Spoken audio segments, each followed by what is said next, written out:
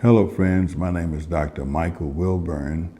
I am been involved in sickle cell for a significant amount of time.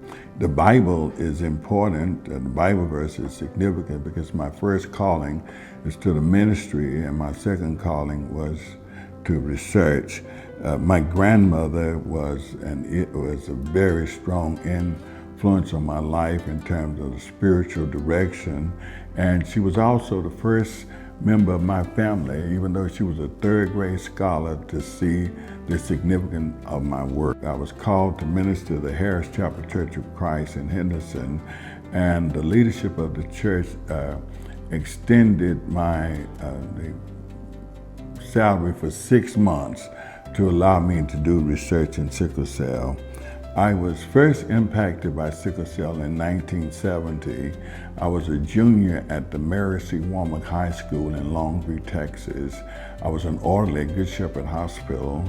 I was called to the C2, a patient of Dr. Jackson, and this lady, it was the first time I ever saw anyone die in a sickle cell crisis, and it was as though she was being choked to death. Her eyes were bulging. The doctor was giving her oxygen via the O2 mask, and I asked Dr. Jackson what happened. He said she died from a lack of oxygen, a disease called sickle cell.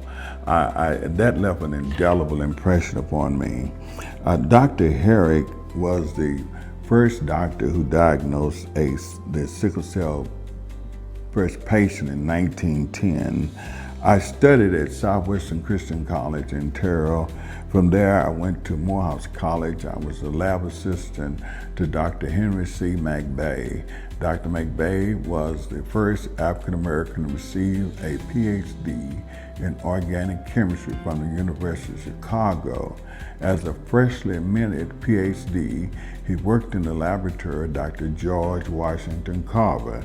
Scientifically, Dr. George Washington Carver is my grandfather. Dr. Linus Pauling, two-time Nobel laureate, came to Morehouse, the first and only time he's ever been to an HBCU, to review my work in sickle cell at a pilot feasibility study that started in 1978 utilizing vitamin E on the sickle cell patient.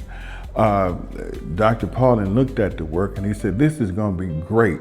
I said, "If it's going to be so great, recommend me to Yale." And he did. I'm the only student in the 300-something year history to matriculate with the recommendation of two-time unshared Nobel laureate, Dr. Pauling. I studied with Dr. William Konigsberg, chairman of the Molecular Biophysics and Biochemistry Department for Yale Medical School. As a grad student at Columbia, Dr. Konigsberg sequenced the structure for hemoglobin A. I also studied was taught by Dr. Sophia S. Topsy Simmons, and we would like to show you different patients that have been afflicted by sickle cell. These patients are from the book written by Dr. F.I.D. Konatel-Hulu, the book called The Sickle Cell Disease Patient, and I highly recommend that book. The hemoglobin dissociation curve illustrates the relationship between oxygen saturation in the blood and the partial pressure of oxygen. It shows how readily hemoglobin binds to and releases oxygen and is influenced by factors like pH, temperature, and the concentration of 2,3-diphosphoglycerate. The shifts in the curve, either to the left or right, indicates changes in the hemoglobin's affinity for oxygen, affecting oxygen delivery to tissues. I have been, the patent that we had for this M15 took us 15 years to develop, and I have been Featured in the Dallas Morning News, June 24th, 1992. I was distinguished alumni of Longview Independent School District, and I was the first African American to be invited to appear before the United States Congress, March 26, 1998, highlighting my research in sickle cell. This heart of this 5-year-old sickle cell patient is what we're fighting against, the onslaught of sickle cell.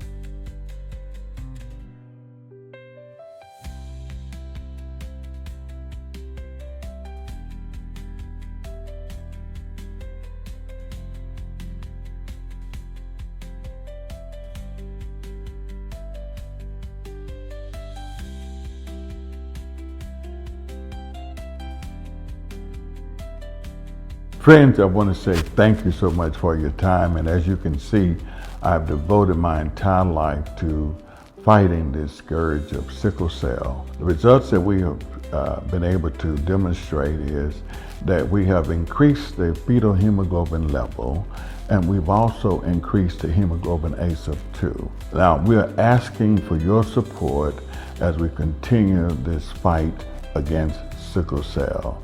The website is listed below, and thank you so much, and God bless.